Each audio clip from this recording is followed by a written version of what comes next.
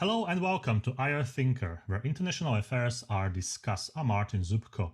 Today we're going to speak about Israel, cybersecurity and cyber threats, as this area is a very popular topic, especially nowadays.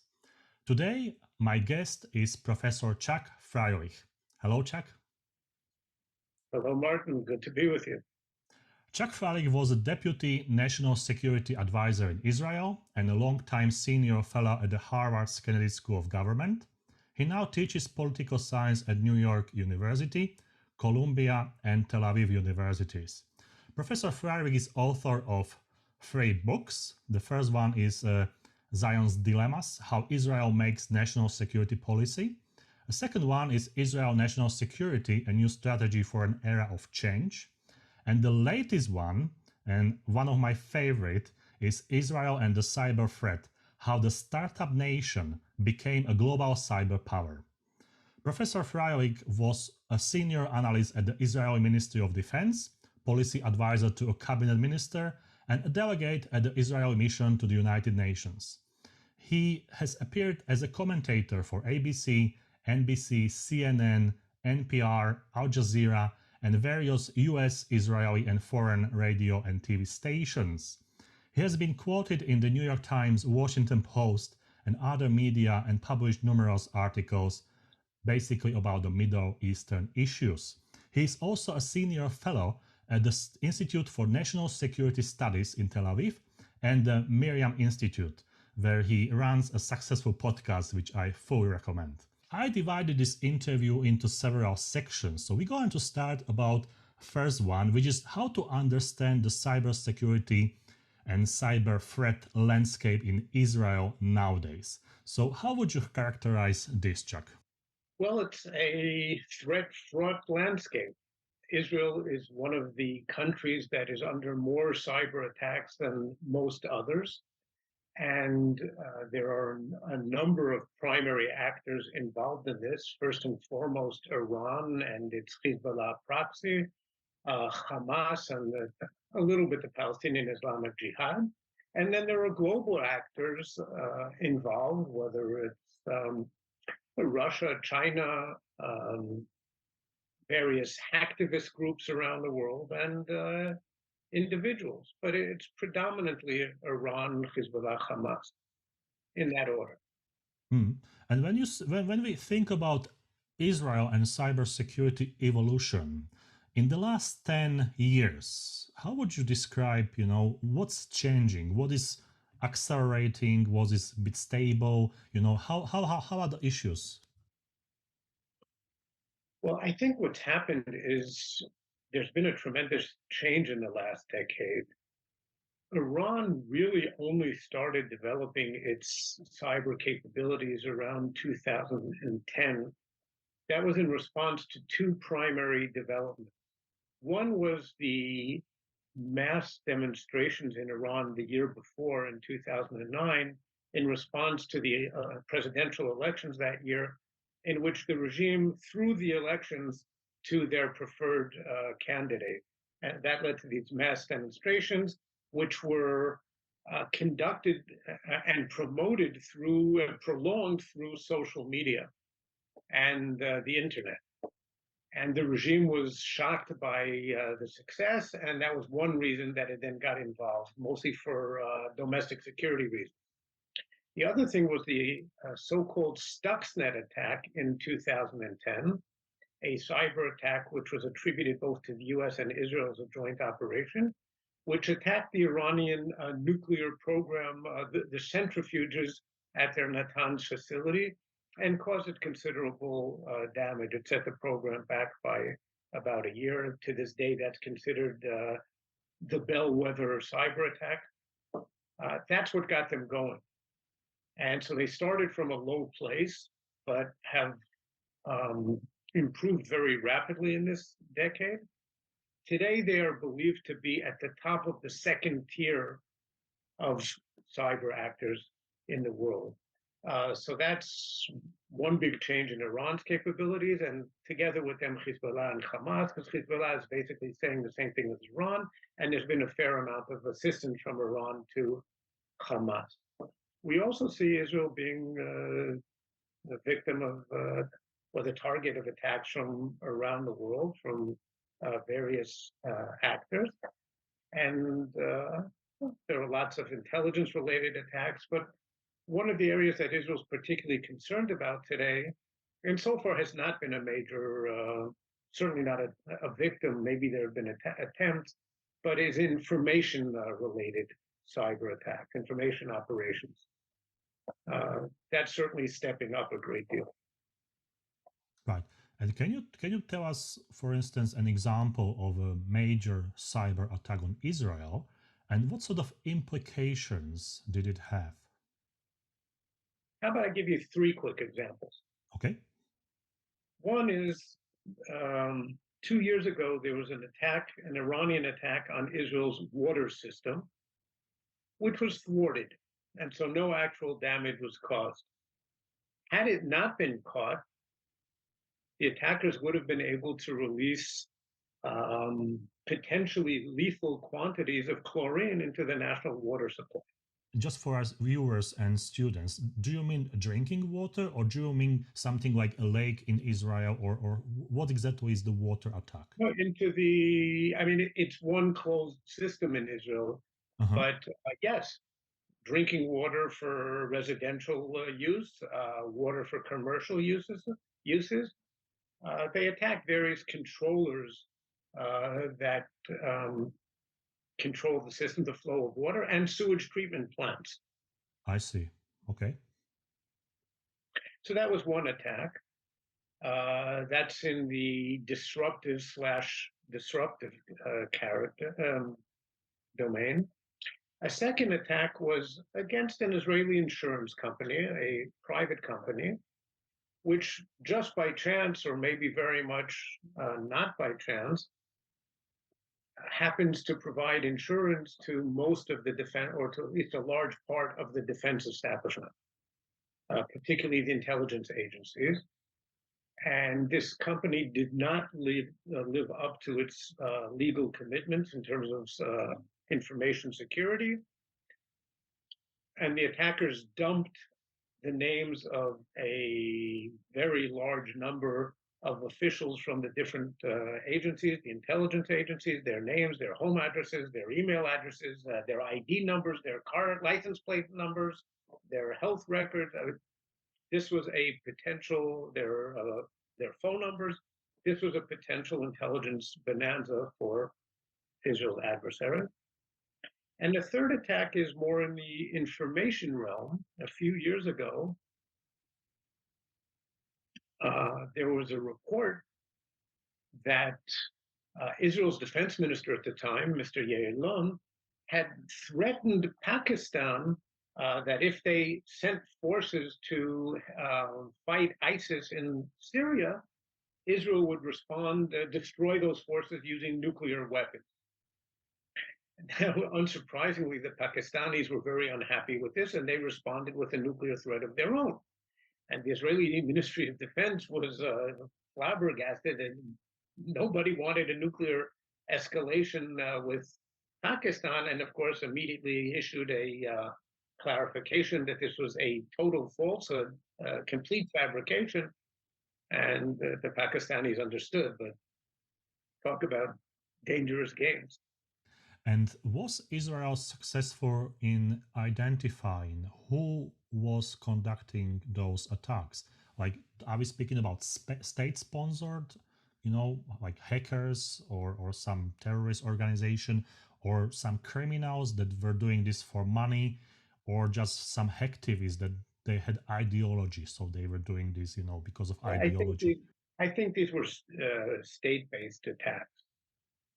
And it's usually harder, of course, to attribute state-based attacks because they're usually more sophisticated than those that you see from the non-state actors and the activist groups, but some of them are pretty sophisticated as well. Let's speak a little bit about the Israel cybersecurity when it comes to infrastructure and policy. So how has Israel fortified its cybersecurity framework in response to these threats? What has been done?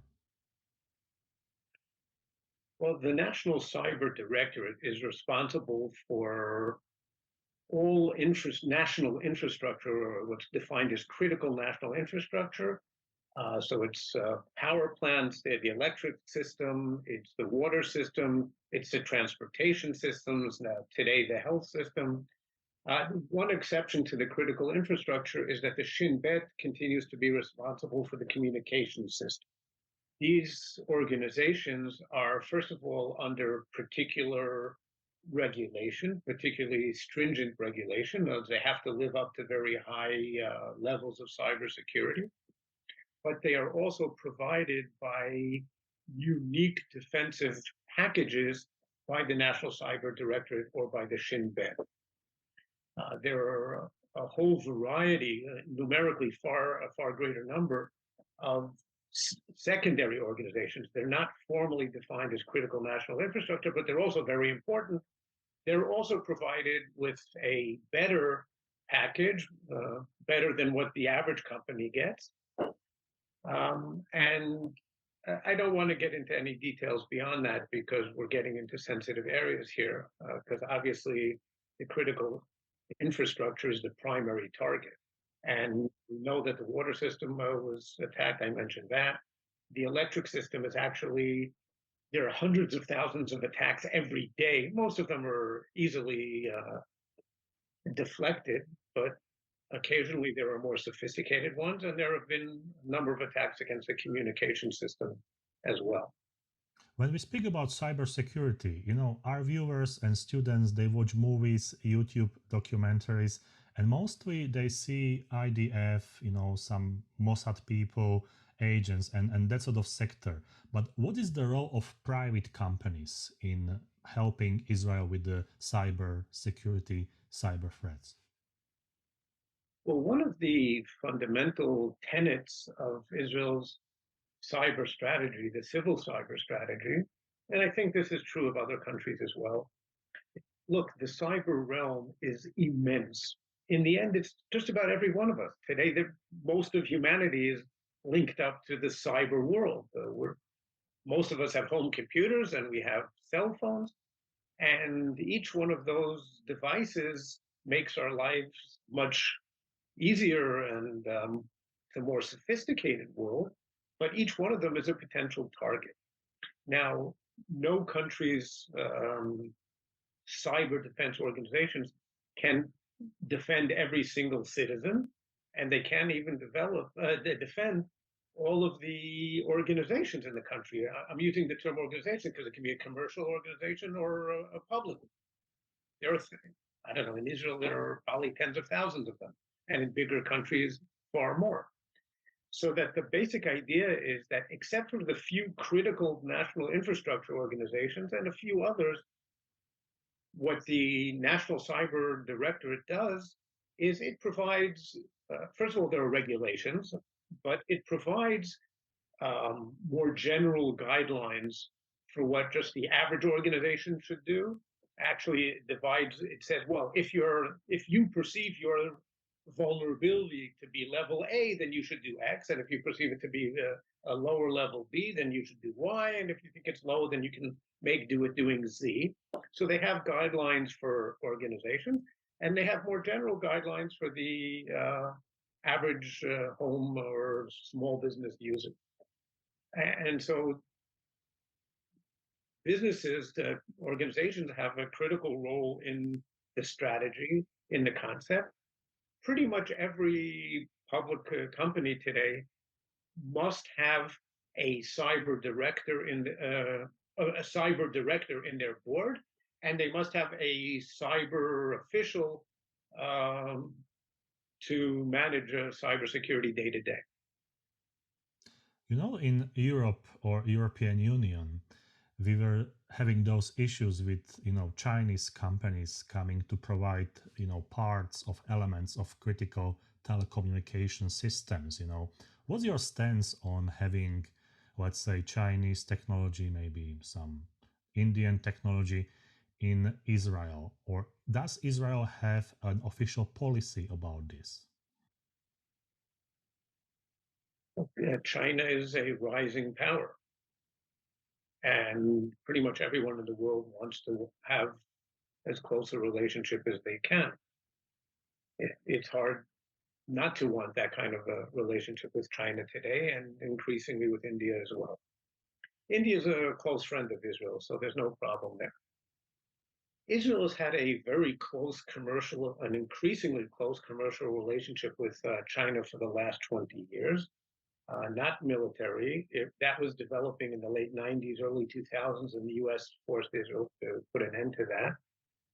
And there was a very, very close, really burgeoning relationship in the area, in the cyber area, until a couple of years ago. And then the US again put a great deal of pressure on Israel.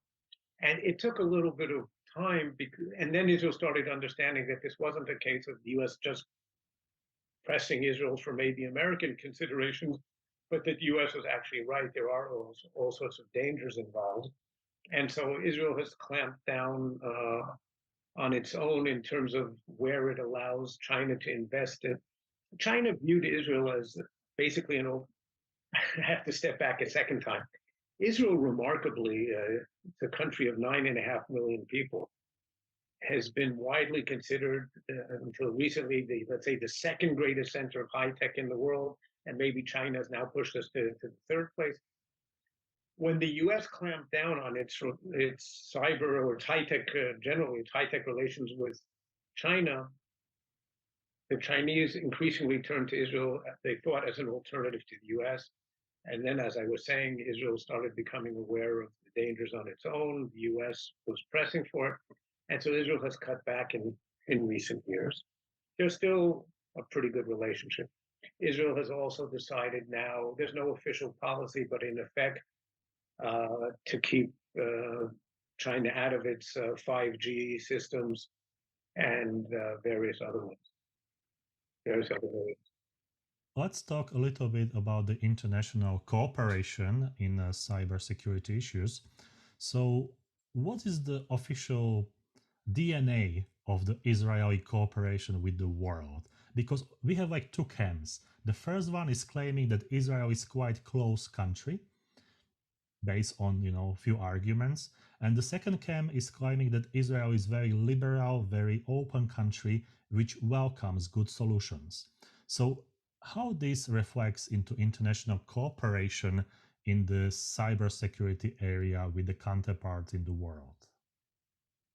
Well, I don't know anyone who knows Israel who thinks that it's a closed country in the civil area. I think Israel is one of the most open countries in the world, sometimes maybe even a bit too much. Well, again, another basic principle of the national cyber strategy says that cyber is an international, it's a global threat. No one country can deal with it on its own. It can come from the whole world. And so one has to pool capabilities, and international cooperation is critical to that. And so the National Cyber Directorate cooperates. They have formal agreements with over 100 countries today around the world. Mm. Countries that Israel does not have formal diplomatic relations with. A number of, at this point, a fairly large number of Arab countries. And of course, all of the Western countries, many third world countries. The US, as in every other area, is Israel's number one partner in cyber. But very interestingly, the United Arab Emirates is also one of the top ones. Morocco also. Yes, So that's it's a very broad cooperation. And by the way, the IDF and the intelligence agencies take the same basic approach in their realms, which is cooperate to the extent that they believe they can without exposing things that they don't want to expose, because you have to pool resources, because no one country can go it alone. how is the interest from coming from the students or experts in Israel to join this area, cybersecurity? Because in Europe, for instance, we have shortage of people. So we have positions available, but no people to get to those positions. So how is it in Israel? I think in some ways it's similar. There is a shortage. There's actually a big shortage. On the other hand, not because people aren't interested, it's a question of people with suitable skills. Israel is a high-tech, crazy country, and that's true particularly true in the cyber area. The number of people registering for the various engineering courses in universities has skyrocketed in recent years, and many of them, of course, want to get into cyber and related areas. Every kid in Israel, it's a national sport, wants to establish his or her own startup when they get out of college. There's a great deal of interest. That's not the problem. The problem is that cyber requires the good stuff. The sophisticated cyber requires really sophisticated capabilities, and there are a limited number of people who have it. Can we speak about the economic implications of the cybersecurity in Israel? What's your stance? What challenges do you face? Well, I mean, there's an opportunity and a threat here. The opportunity is enormous. Cyber has become one of the primary drivers of the Israeli economy. High tech as a whole is.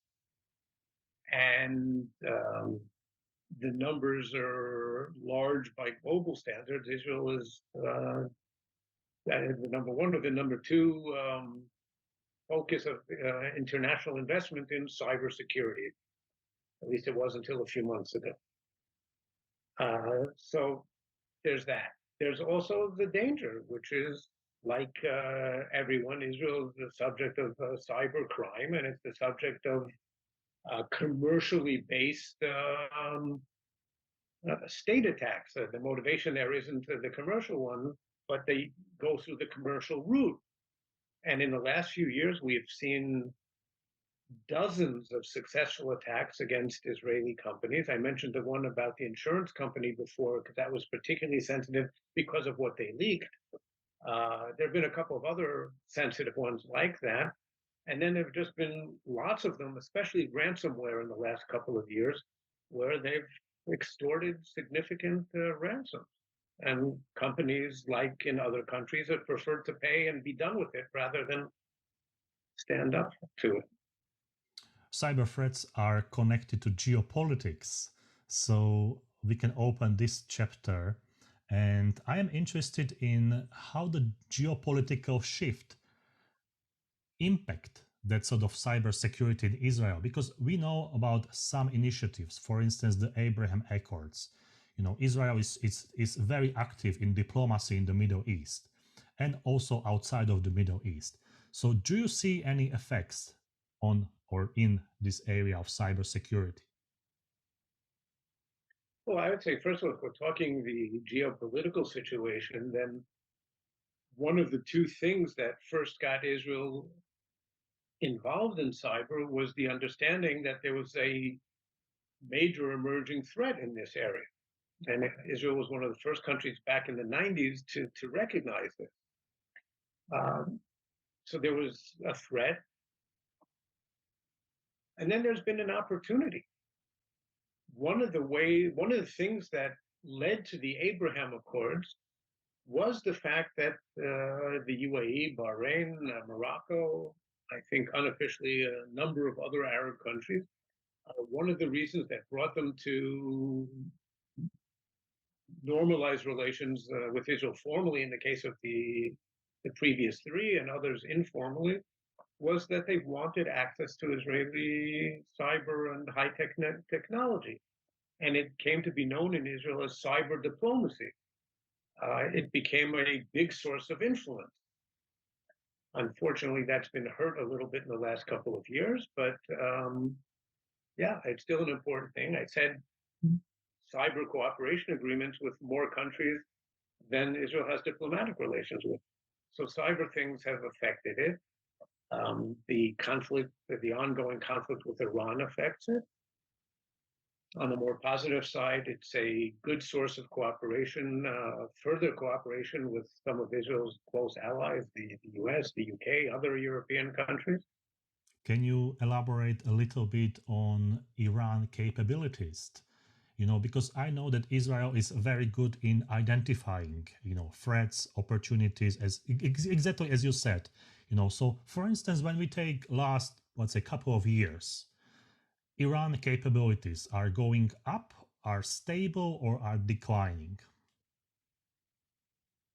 Well, I think their capabilities are going up. They are training lots and lots of people. They're putting a lot of money into it. Most of the attacks that they've launched have still not been sophisticated. I would say that there is something of a gap between the capabilities that they should have, considering the efforts that they've put into it in the last decade, and what we see at least. Now, of course, we don't see everything. It's not all out in the public domain, especially in what's happening in the military area. But in the civil area, most of the attacks haven't been very sophisticated. Um, Most of it has actually been against the low-hanging fruit. Now, is that just because it's a greater target of opportunity, it's easier to do it, or it's because they understand that they don't have the capability to attack the more important targets?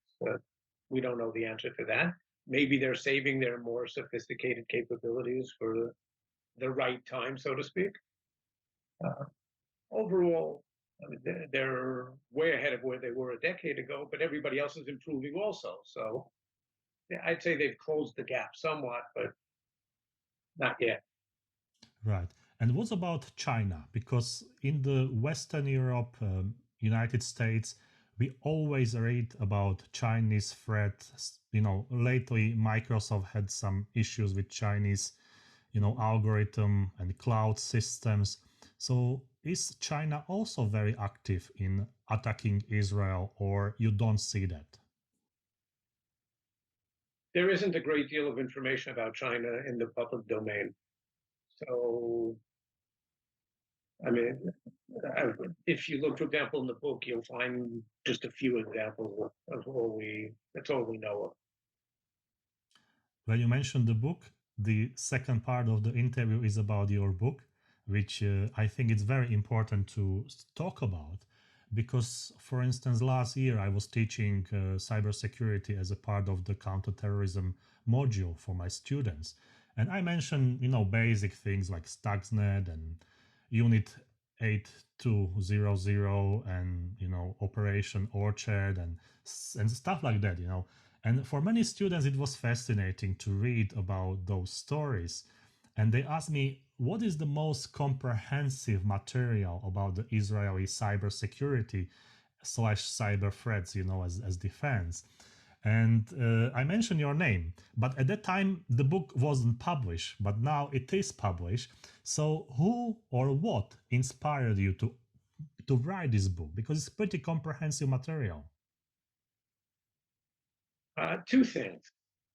One was my previous book, which came out in 2018, but I guess I'd finished it about a year earlier. There was a very brief sub chapter on cyber, maybe 3 pages. And it occurred to me that this is a new area, or at least for me at the time, it was a new area about which I knew nothing. It sounded interesting and it sounded a little bit scary. And so I made a note for myself that I have to learn something about this. And the other thing that led me to it, or maybe I should say pushed me into it, was my 2 co-authors, who were initially more avid about this than I was. Once I got into it, I found it very interesting also. As a professor, and this is also interesting for my students, how did you deal with the theory of international relations? Or, when you write a book, you try to get a stance, like I'm looking at this issue from constructivism point of view or realist, or, so how was it in your case? Well, first of all, for your students, I can say that I blew it big time initially when writing this book, in the sense that whenever I meet with my students about term papers, about theses, the first thing I say is get your analytical framework and your theory right, then everything else will flow from that. And then Freilich goes and writes an entire book and submits it. And the biggest comment I get back from the reviewers is, it's a purely descriptive book. There's no analytical framework. And I read that and my heart sank because I thought that I was done with the book. It was the final submission. And I realized that they were 100% right. By the way, this will never happen to me again in any area. I then spent a year rewriting it and recouching everything in terms of the analytical framework. And we used two areas, which was realism and constructivism. The realist argument being that Israel faced both a threat and an opportunity from cyber in both the civil and military realms. In other words, there was a military threat, there was a military opportunity, because this Israel's good at high-tech kind of stuff. There was an economic threat, there was an economic opportunity. So that was the realist argument. And then constructivism for us was an intervening variable. It explains why, of the different options available to Israel at the time, the different responses, it chose to go the way that it did, choosing a technological response. So, yeah, so theory played, in the end, played an important role in the book. Anyway, which chapter was the most challenging to write or most difficult to write from that book? Or you spent the most time on it? The most time.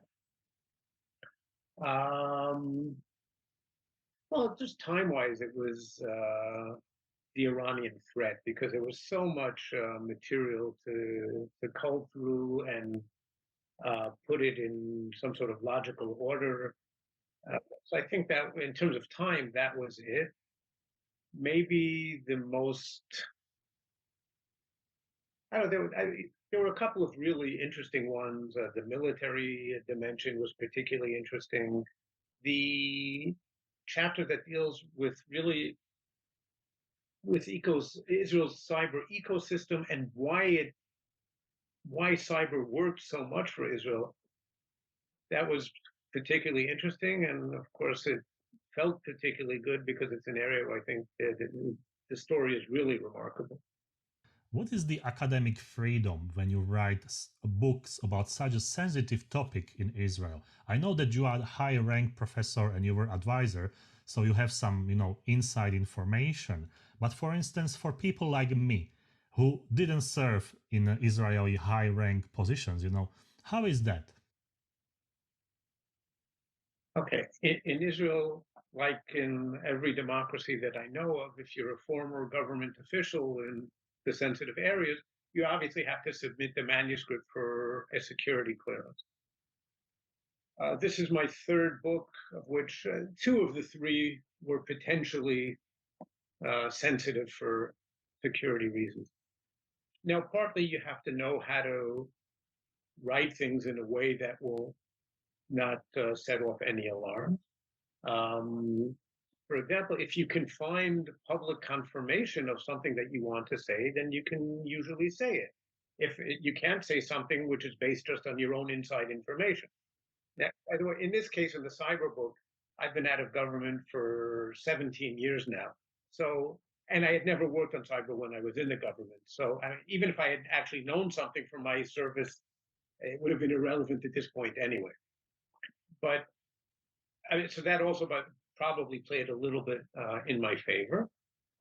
The security people read every word. I mean, it's remarkable how careful they are, and they check your footnotes. They found my mistakes for me. I was very grateful to them. And they challenged a few things. I think out of the entire book, it's a total of sentences that were.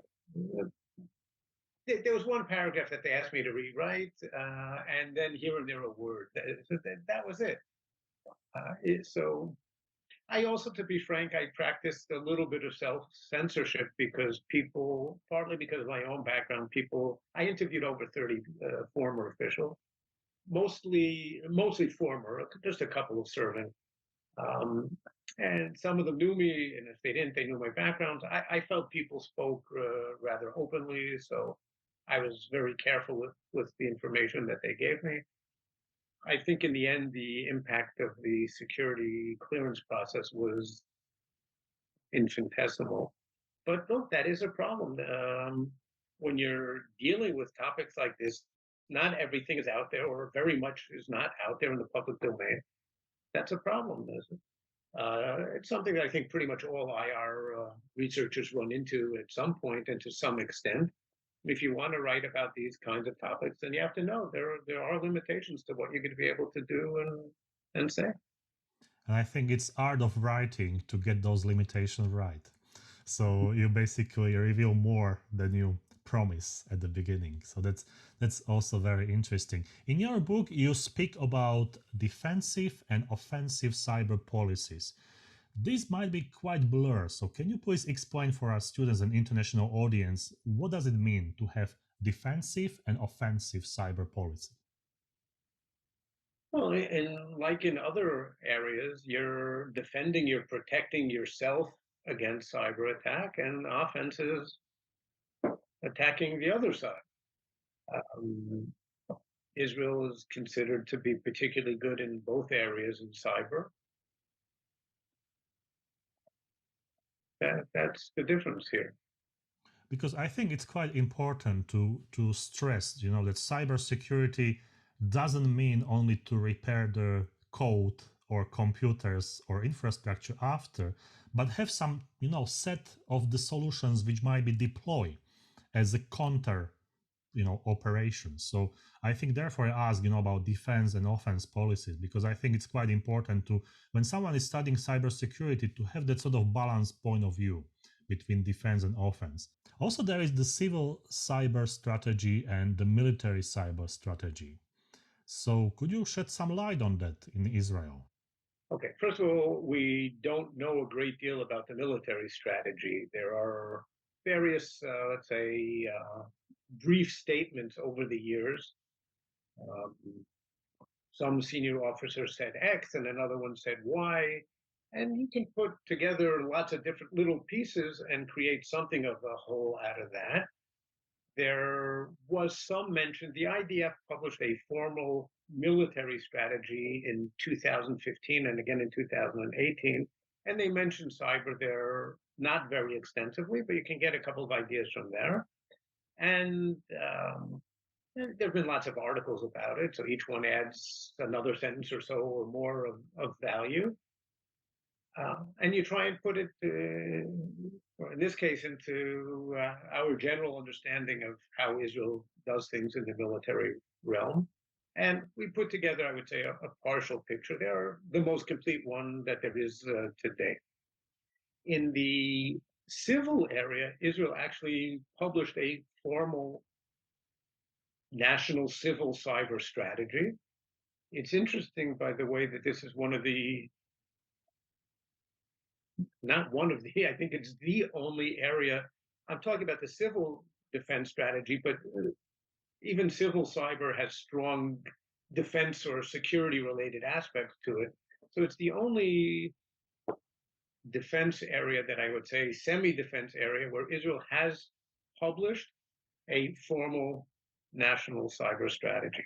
Most of it is straight civilian. And again, it was one of the first countries to do so. And there are other countries that used the Israeli strategy as a model for their own. It came out the public version came out in 2017. It was basically codifying what had been the practice over the previous, let's say, 7 years when the primary cabinet decisions had been made. I don't know how you, but when I read a book, I got answers to what I want, and then I have more questions about what I don't know. So my question is, after publishing this book in 2023, do you have any topic about to write a new book about or to research? I do. I intend to start it pretty soon. It's going to be a book on the U.S.-Israeli military and strategic relationship, which has been noted in thousands of newspaper articles and here and there. Um, not actually very, very few journal articles, a little bit, and there have been mentions in books. I think this is just about the only area in the U.S.-Israeli relationship that has not been covered rather extensively by academic research to date. And it's an area that I've always been particularly interested in. So that will be the next project. The last question for today's interview. What do you think, or how would you evaluate the academic community in Israel researching cybersecurity? Well, first of all, every university in Israel today has a cybersecurity program. That was not the case less than a decade ago, probably 7 years ago. So, cybersecurity research institutes, they also have cybersecurity educational programs at the undergraduate and the graduate level. So a great deal is being done in the academic area. There's also a very close relationship between the academy in Israel and the cyber ecosystem, the civil cyber ecosystem, and with the IDF. Remember, pretty much everybody in Israel has served in the IDF, and many continue to do reserve duty for years. So Israel's more open to that kind of relationship than you have in most other Western democracies. I think there's more to be done, especially in basic academic research, which the government used to fund a great deal, and they're funding much, much less today. Israel used to be, I think, #1 in the world in that area, and we're way down today. Israel's still very, very high in cyber R&D, maybe still #1 or #2 in the world, but most of it is coming from the multinational corporations that have a couple of hundred R&D centers in Israel today, not from the government. And that's something that has to be redressed to my way of thinking. Chuck, thank you very much for your insightful thoughts. Excellent review of the Israeli cybersecurity and your remarks about the cyber threats. I wish you good luck in your research. We expect more books, more articles. We will follow your work. And I also wish you lots of energy because it's a very sensitive topic to research, very difficult topic, but very, very important, especially nowadays when we face a hybrid war and conflicts all over the world. Thank you very much. Thank you for having me, and thank you very much for all the warm words, and continue your own good deeds.